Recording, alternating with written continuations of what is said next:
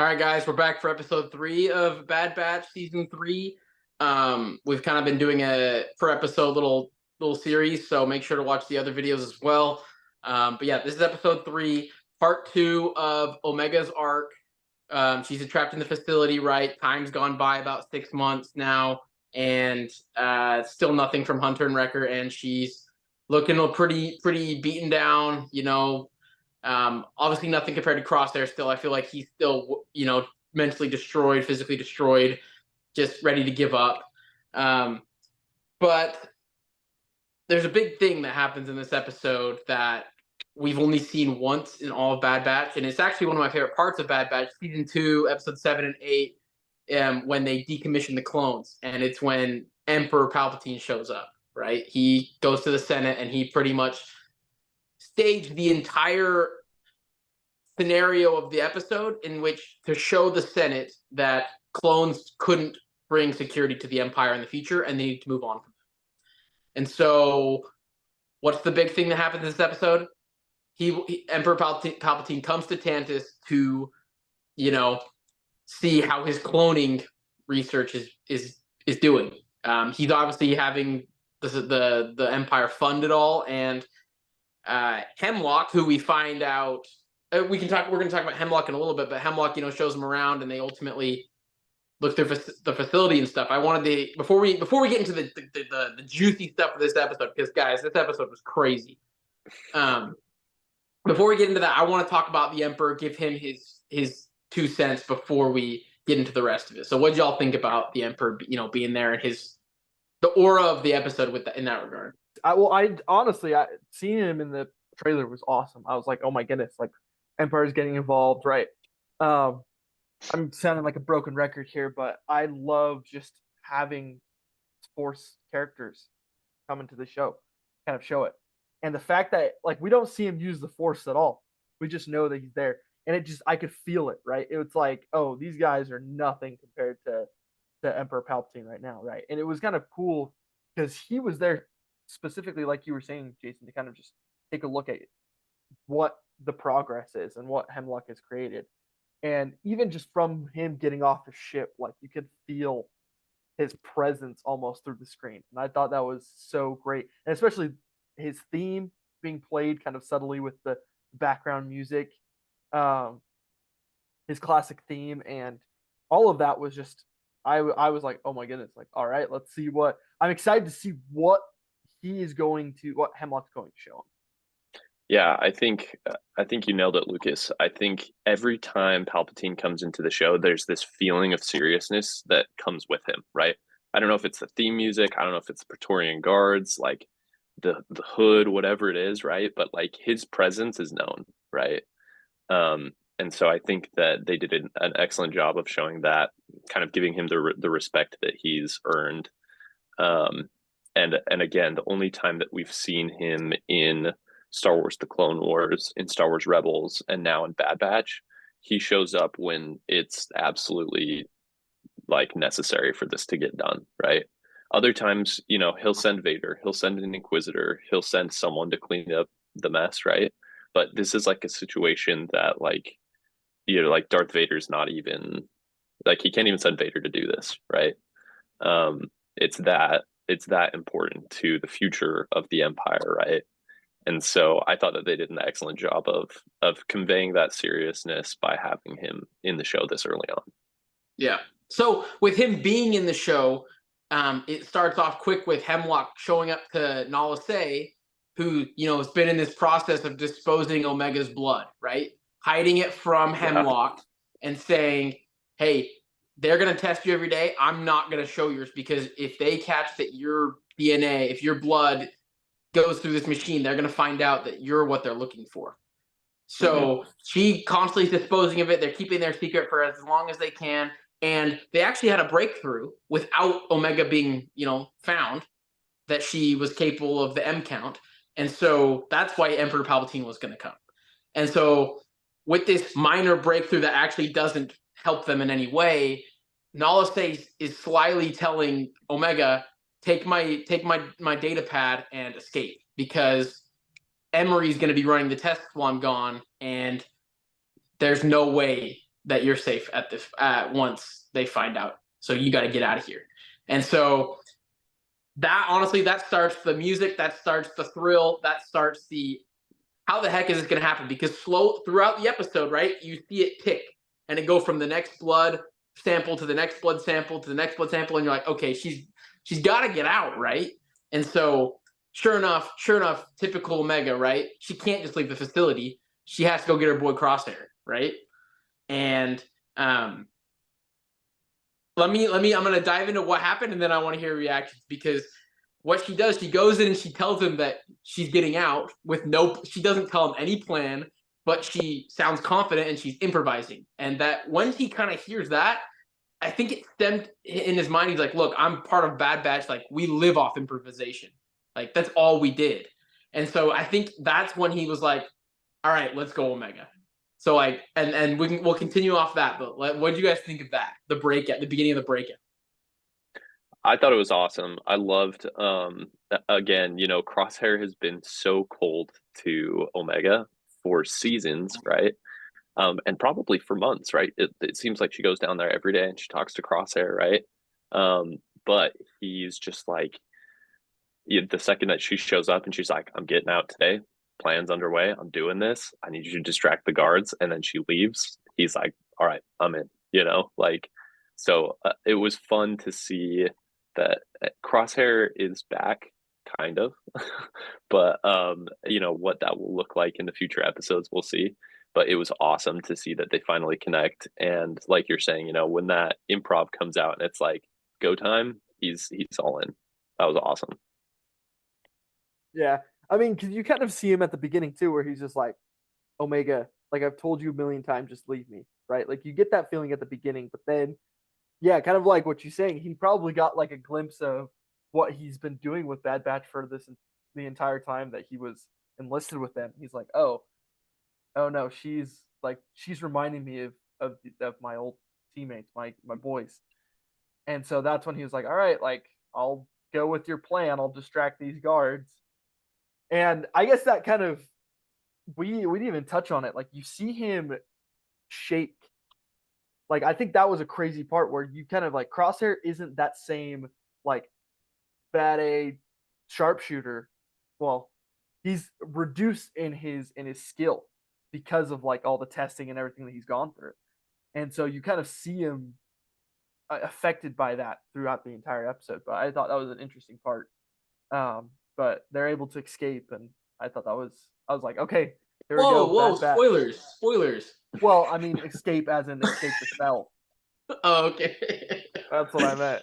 Well, going off of that, as they're escaping, he's starting to question every choice he made of leaving the cell, because he's finding out she has no plan. All she knows is she has to escape, and there's no option of not escaping. And so he eventually, going along with her, is realizing like it's going to be super lucky, and he's just going to have to live with the consequences, which that's Bad Batch to 100%, right? And of course, Omega does actually have a plan, right? Go out where Batcher used to live.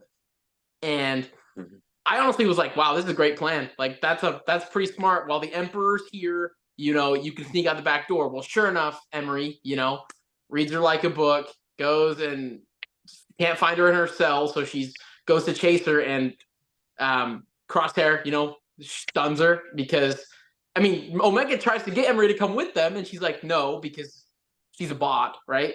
And Crosshair, you know, stuns her, but it was too late, and the guards start coming, and they barely make it out of the cell. And it's that point when they're running away, right, when she trips, and Crosshair picks her up, gives her back the data pad. And I think that had such a significant effect on the episode, because he had prior to that, he had told her, if I had the opportunity to escape, I wouldn't even think about finding you. Like, why do you keep coming back to me? Like, I wouldn't even hesitate. I would get out as by myself. And it showed right there that was a lie, or that he changed his mind. You know, similar to the season 1 finale where she's drowning and he shoots through the water and grabs her, you know, her medical cylinder. So I thought that was awesome, that he starts to trust her. That's the whole banter in season 1 finale is you let a girl run your show. Like, what the heck? Like, I thought Hunter called the shots, and now he believes in her, and he's love is a strong word, but like he definitely has the bond with her, and I don't think he chose it. I think she brought it upon him, and he's accepted it. Thoughts on all that? Yeah, no, I think you're right on, and honestly, like so much of this episode for Crosshair, I think, is a callback to this life that he's known, and I think that in the scenes kind of following the escape, right? I think there's like the thrill of the improvisation, like where he's escaping, right? He's with Omega, but I think Omega's doing things that remind him of the Bad Batch.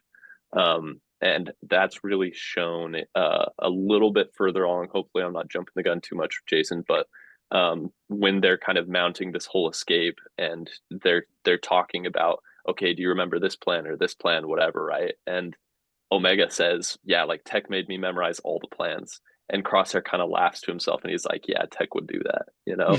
And so it just is like, she's bringing back all of these emotions that he's had with his boys, right?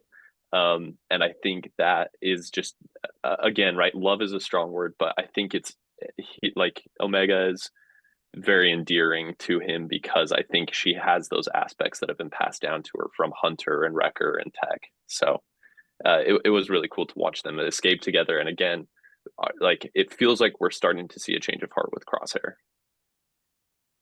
Yeah, I mean, I thought it was super cool. Kind of going back a little bit, but when they're escaping through Batcher's like hole, like it's like his the hole that his cage, I guess.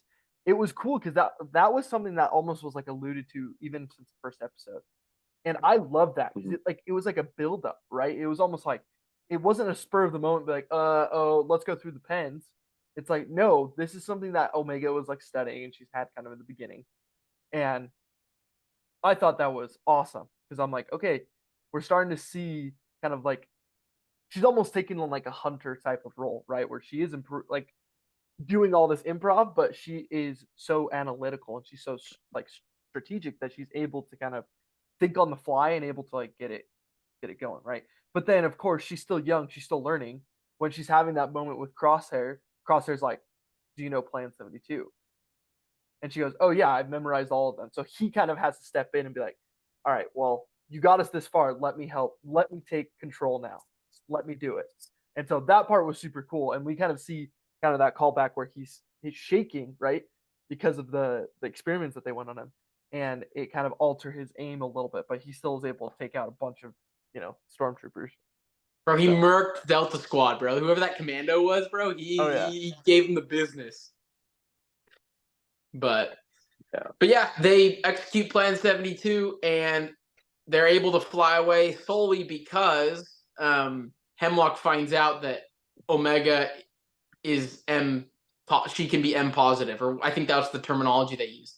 And so he calls it off because he needs her alive. So she escapes with Crosshair, and that's like, I don't know.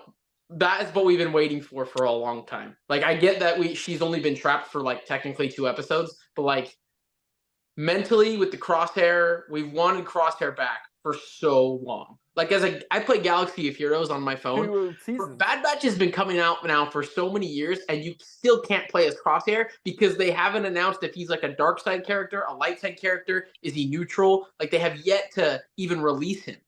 And so, like, I'm just like waiting for this moment where Crosshair like is officially like he's back, or he's it's been decided what he is, And I think this is where these next 2 or 3 episodes that we're coming up on, that's where we're gonna get as much of the Bad Batch together as we can, because obviously rip our guy Tech, but Crosshair's back, because they have a fully functioning ship with with all the stuff. So I think they're gonna be back soon.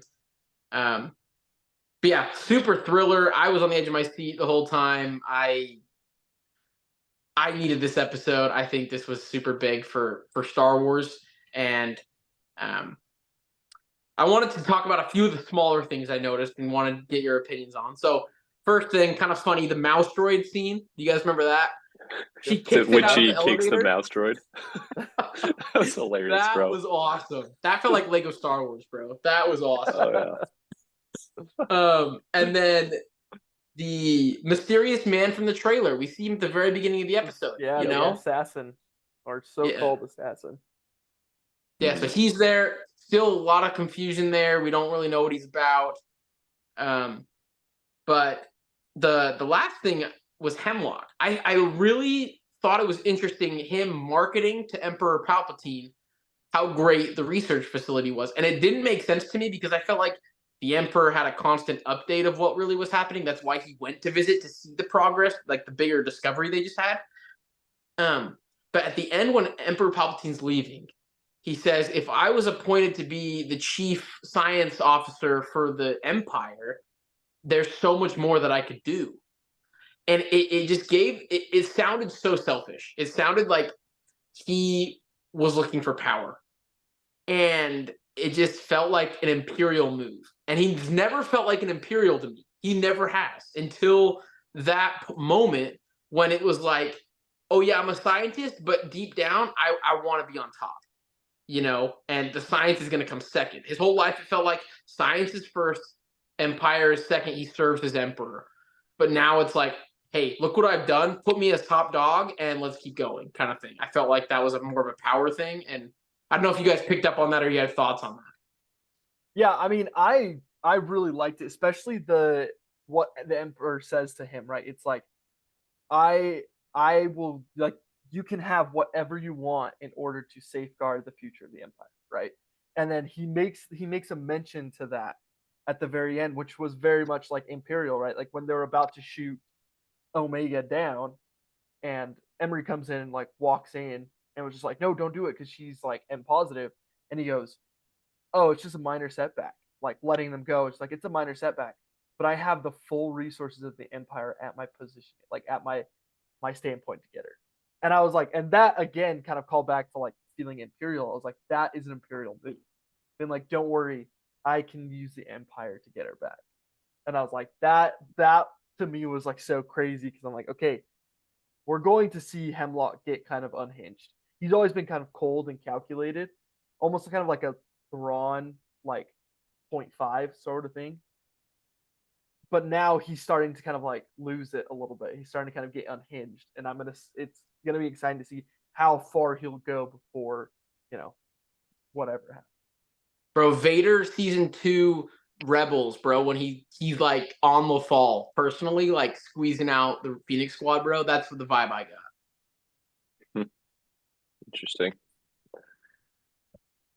One other thing that we haven't talked about yet, that kind of as we've been discussing Hemlock and kind of his own career aspirations and stuff. One thing that I thought was interesting from the episode is obviously we have this whole M count thing. They're trying to find, Omega's M positive, all this, but they actually name dropped the project, right? And it's Project Necromancer, right? And I don't know if you guys remember, but it sounded super familiar, so I was researching into that. But they actually talk about Project Necromancer in Mandalorian season 3. So if you guys remember, they have the meeting. They call them the Shadow Council, but Moff Gideon goes in and he's talking to them, and they're all talking about Thrawn's return and how the Empire needs new leadership. And again, Moff Gideon is a big proponent of this Project Necromancer, and that's the whole purpose, that he wants to get the Mandalorians off his back and do all this stuff, right? So again, the tie-in between shows, and obviously the importance that the Emperor puts behind this, and the trust that he gives Hemlock in saying, yo, you've got all of my resources at your disposal for this, because this is literally how we're going to preserve the Empire, was just a super, super cool tie-in. And again, like you're saying, gives so much weight to Hemlock's character, because now it's like, okay, dude, you've got unlimited resources, go crazy. This is just a momentary setback. If you kill Omega, like, you might fail the project, right? You might not be able to find the answer, but if you let her go, it's just delaying the inevitable. The Empire's got the resources. You can track her down, you can capture her, and you can get the job done. So I thought it was a cool tie-in. That kind of the thought that just came into me, the fact that they're working on Project Necromancer right now, like a few years after the Clone Wars, and that it literally lives on until Mandalorian, which is a like a decade or two after Return of the Jedi. The fact that there's been like 30 plus years of just this project is in the works is crazy. That goes to show also the Empire, like the Emperor and his like genius, almost like his diabolical intellect. Well, the rumor is it's all the project for him cloning himself, right? Episode 9, Rise Yeah. of Skywalker. So that's the Yep. big rumor. But the only other thing I think I can add is that they bring Batcher with them. I feel like some people might be mad that if we don't mention that, but yeah, Batcher lived. She proved Hemlock wrong, and he lived, and now he's with them. So kind of fun. Saved him but- too on multiple accounts. Yeah. Well, and I think it's cute. She names him Batcher because of the Bad Batch. Like it's like they're gonna come out with Batcher action figures and Batcher dolls and whatever. Disney's gonna commoditize it, but it was cute. I was happy that Batcher. Hey, that I Batcher hope survived. so. I hope so, Yeah. man. Disney puts no so little money into some of their best assets. Bad Batch doesn't get enough love on their merchandise level. I really hope they do. Well, I know what Yeah. I'm getting Jason for Christmas this year. Then getting a Batcher plushie, dude. Badger. What are those things called? The Action little, figure. A plush they- toy. Yeah, plush, dude. I'm gonna get you a Badger plush for Christmas. Incoming. Well, go for it. What's your ratings for the episode? You want to I'm kick us off, going to- Lucas? Yeah, I'll kick us off. I'm going to give this an. Oh gosh, Say I'm it, going to give this say an it. A.5. It's going to be a little bit more than the first two because this is like the first time where the Emperor made it. The whole like them escaping Crosshair and Echo or Crosshair and Omega, kind of conspiring together, right? 8.5 because I'm excited to see where they're going to take this from the future, right? See what the aspirations are with Crosshair and how he's going to assimilate himself back into the Bad Batch, with Hemlock and how he's going to kind of go full bore, throwing Empire's resources out at them, trying to get them back and all that stuff. So 8.5. I wanted to give it that extra 0.5 because it was really cool to see the Empire in there and see kind of his connection with it. Yeah, I'd go actually the same score, 8.5. I think there were awesome parts of the show. Again, I'm hesitant this early on to give such a high score because I don't know what the rest of the season is like. Obviously, I might come back to this episode later and rate it higher. But yeah, just seeing Omega and Crosshair together, we're finally getting Crosshair back with the Batch, is awesome. And then, yeah, Omega kicking the mouse droid in the hallway elevator, like definitely seals the 8.5 for me. Yeah, I'm at 8.5 as well. I watched seasons 1 and 2. All the highest episodes of Bad Batch for me are like 8.5, 9. This meets that criteria completely. 8.5. Loved it. So we're excited to see what comes next, and make sure to watch the rest of our videos to keep up with the Bad Batch season 3 and the end of the Star Wars animation era as we know it. So, anyways, thanks guys. Peace.